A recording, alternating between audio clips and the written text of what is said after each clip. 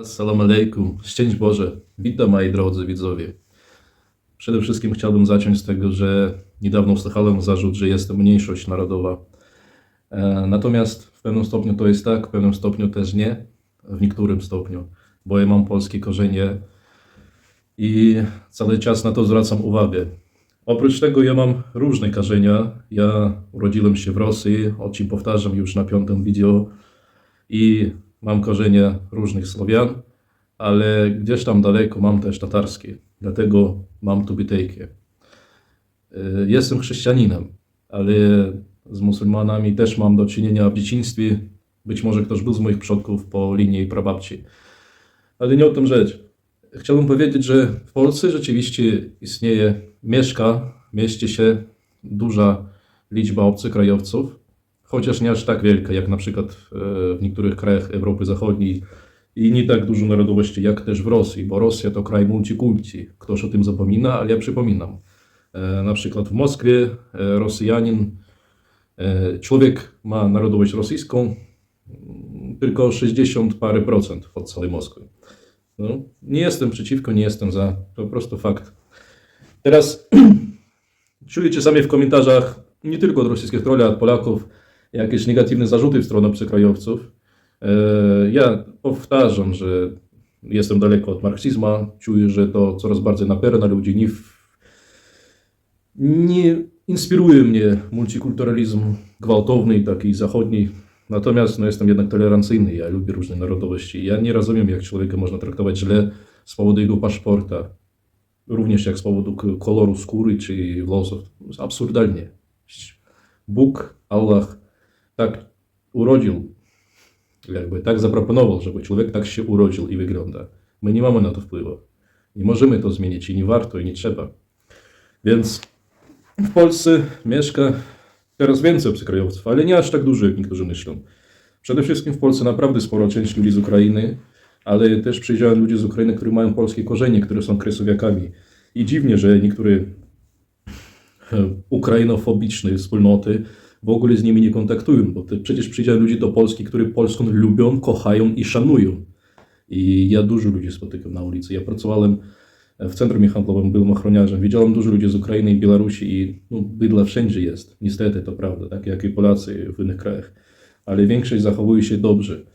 Ludzie, którzy przyjechali na przykład po wojnie i szybko nauczyli się języka. I nie rozumiem zarzutów, że oni źle mówią. Oni przecież pół roku dopiero mówią po polsku. Warto też dodać, zaznaczyć, że nie każdy obcokrajowiec słowiańskiego pochodzenia jest Ukraińcem. W Polsce około 1 miliona ludzi z Białorusi. Oficjalnie jest 700-800 tysięcy, ale ja podejrzewam, że jest więcej niż 1 milion, bo przyjechało też kilkadziesiątków tysięcy Białorusinów, albo chyba nawet kilkaset tysięcy Białorusinów z Ukrainy podczas wojny, bo to byli białoruskie migranty, którzy do Ukrainy przeprowadzili się, a już jak zaczynała się ta wojna pełnomasztabowa, to migrowali do Polski. W Polsce też mieszkają Mołdawanie albo ludzie z Naddniestrza, czasami mieszanej narodowości. Tam są i rosyjskojęzyczne, ale są również Ukraińcy wśród nich, ale mołdawskie albo naddniestrzańskie. W Polsce coraz więcej Gruzin. Gruzini to naród prawosławny, kawkaski i bardzo mocno kochający Polskę. Tutaj też napotkałem niedawno agresywne komentarze w stronę Gruzin. No ale ja w Gruzji byłem w 2014 roku. Ja byłem w Tbilisi i w mieście Mceta. Tak, Gruzini są chrześcijanie, nie muzułmani, to po pierwsze. W Gruzji tylko jedna jest autonomna oblast, województwa, obwód z muzułmanami, to na granicy z Turcją i tam mieszkają Meschetyńcy, czyli tacy cudzy. Więc Gruziny Polaków lubią. Gruzini służyli w Wojsku Polskim II Rzeczypospolitej. Jedna Gruzinka, dziewczyna, udzielała w Powstaniu Warszawskim i zaginęła od kulemiota niemieckiego. Też było dużo oficerów mężczyzn Gruzinów w Toruniu i w Grudziądzu w 1920-30 latach. Niektórzy się ożenili, asymilowali tutaj i tak żyją. W Polsce też od dawna mieszkają Ormianie, ale teraz widzę Ormian, którzy przyjechali niedawno do Polski, czyli ostatnie 10 lat. Również są Azerowi, trochę są Turków, Kazachów, a jeszcze też Uzbeków. Pewni moi znajomi z ruchu narodowego, którzy radykalnie mi nie byli i nawet powiedzieli, że dobrze traktują Ukraińców i w ogóle Słowianie mogą się dogadać, ale zrzucali, że tutaj obca jest etniczność uzbecka, że to inna kultura i tak dalej. No, z pierwszego rzutu oka to inna kultura, z drugiej że strony zaś Uzbecy to narodowość dość przyjemna też do Polaków. Uzbekistan to duży kraj, tam różni ludzie mieszkają. Uzbecy na przykład nie wszyscy są głęboko wierzącymi muzułmanami. W Uzbekistanie są też i ateiści, i homo sovetikusy swojej, i narodowości panturkijskiej, czyli Karakalpaki, czy inni Turcy, którzy są bardziej protureccy niż nawet prouzbecy. No i też uważam, że te ludzie w większości pracują na budowie albo w dostawie i to uczciwie pracują i jakoś nie widziałem z ich strony jakichś pretensji. Tak naprawdę czasami widzę z niektórych Białorusinów i ze strony Ukraińców gorsze zachowania, ale tylko z niektórych oczywiście. Ale no tak samo ze strony Rosjan.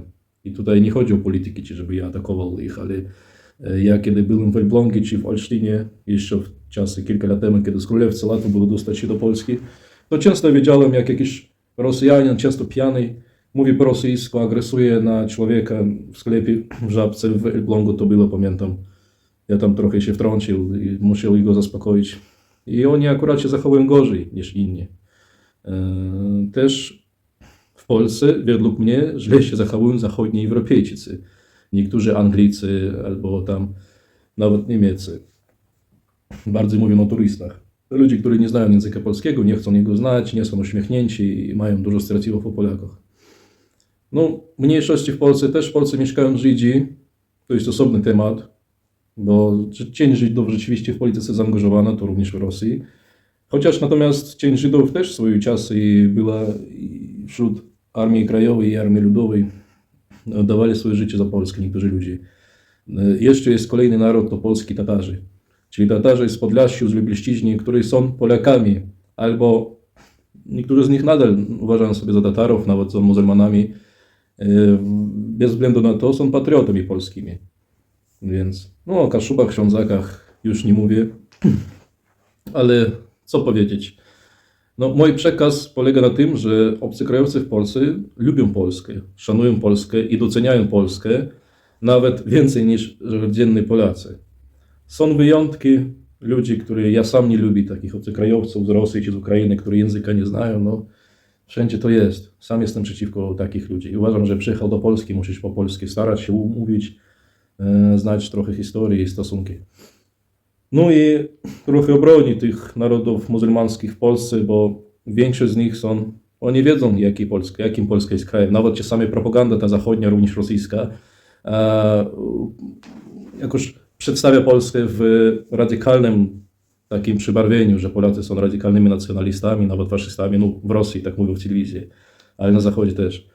I jeżeli oni przyjechali do Polski, narodowości muzułmańskiej, również Hindusi, to na pewno oni Polskę lubią i będą to prawo dostrzegać. Dlatego nie warto się jakoś martwić i wszystkich do jednego worka rzucać. Do tego też powiem, że nie każdy obcokrajowiec słowiański to Ukrainiec, bo każdy trzeci to Białorusin. Ja w ogóle nie rozumiem, czemu ludzie w Polsce nie dostrzegają, jak dużo Białorusinów mieszka w Polsce. Dużo. Ja byłem na świętach białoruskich w Warszawie, było tam ponad chyba 150 000 ludzi, ale chodzi o to, że nie każdy przychodzi też na święta. Ludzie pracują, kobiety z dziećmi siedzą. W Wrocławiu dużo Białorusinów, bardzo dużo. Dużo różnych tak zwanych rosyjskojęzycznych.